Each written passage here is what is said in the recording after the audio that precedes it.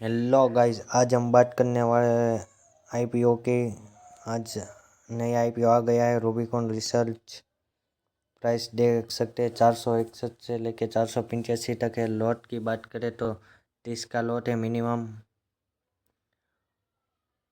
और ओपन 7 तारीख को होगा, क्लोज 13 तारीख को होगा और अलाउंसमेंट 14 तारीख को होगा।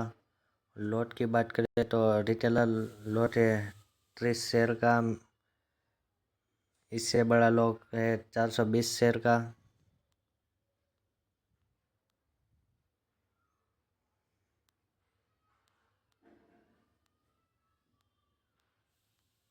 और कंपनी की बात करें तो असेंट भी अच्छा है, रेवेन्यू भी अच्छा है, प्रॉफिट आफ्टर टैक्स भी अच्छा है, नेटवर्क भी अच्छा है। इस आईपीओ को भरना चाहिए, बहुत अच्छा आईपीओ है।